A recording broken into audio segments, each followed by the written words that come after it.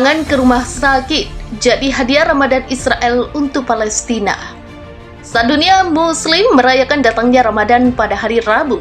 Tentara Israel melancarkan serangan besar-besaran ke tepi barat yang diduduki dan menangkap 28 warga Palestina. Dilansir dari Arab News, Kamis 23 Maret 2023. Sebelumnya pada hari itu pasukan Israel secara intensif melemparkan peluru gas air mata ke sebuah rumah sakit di Ramallah yang mempengaruhi puluhan pasien termasuk bayi baru lahir di inkubator dan tenaga medis.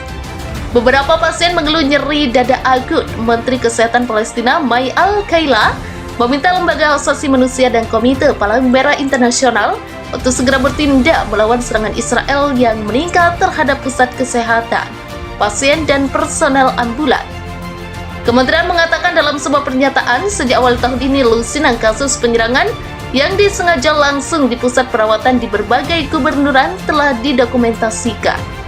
Ambulans menjadi sasaran dan kru dicegah untuk menjangkau dan merawat yang terluka, yang menyebabkan puluhan pasien cedera di dalam pusat perawatan dan selama pemindahan mereka antara kota dan pusat kesehatan tambahnya. Ibu dari seorang anak yang sakit berkata, "Kami tidak tidur semalaman karena gas beracun yang ditembakkan oleh pasukan pendudukan ke rumah sakit. Anak saya masih menderita efeknya. Baunya masih tertinggal di bangsal pasien, menghalangi pekerjaan para perawat." Salah satu pasien berkata, "Bau gas membangunkan saya dan saya merasa sesak nafas dan nyeri di dada." Saksi mata melaporkan bahwa daerah yang paling terkena dampak adalah bagian bedah jantung, resusitasi, dan anak-anak. Sementara itu, 2.000 tahanan akan melakukan mogok makan pada hari Kamis, hari pertama bulan puasa, sebagai protes terhadap tindakan represif yang diumumkan Israel atas rekomendasi Menteri Keamanan Nasional Itamar Ben-Gvir. Otoritas penjara mengancam akan mengambil tindakan hukuman terhadap narapidana yang berniat memulai pemogokan umum bertepatan dengan Ramadan.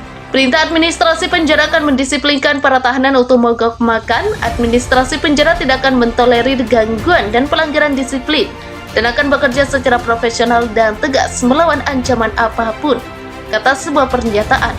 Sejak 14 Februari, para tahanan telah memprotes setelah administrasi penjara mengumumkan penerapan tindakan keras, termasuk penjatahan air, mengurangi waktu mandi, mengunci kamar mandi, dan menyediakan roti basi untuk dimakan para tahanan atas perintah Ben-Gvir. Di beberapa penjara, administrasi menggandakan penumpasan menggunakan granat keju dan anjing pelacak.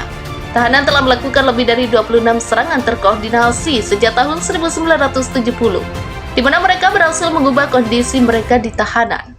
Hingga akhir Januari, jumlah narapidana di penjara pendudukan mencapai 4.780, termasuk 29 narapidana wanita dan 160 anak.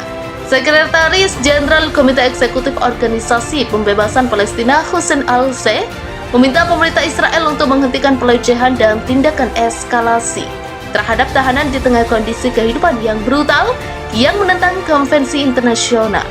Dalam sebuah tweet, Al-Say meminta badan internasional untuk segera campur tangan.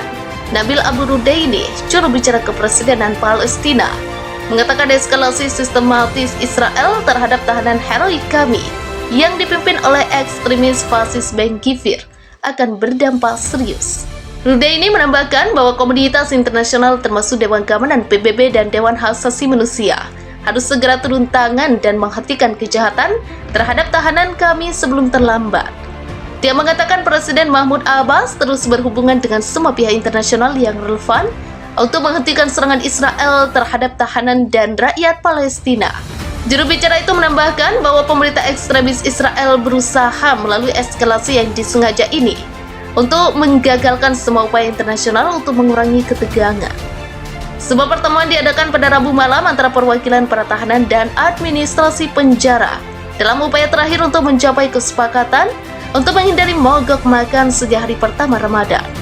Pada saat publikasi masih belum jelas apakah kesepakatan tercapai.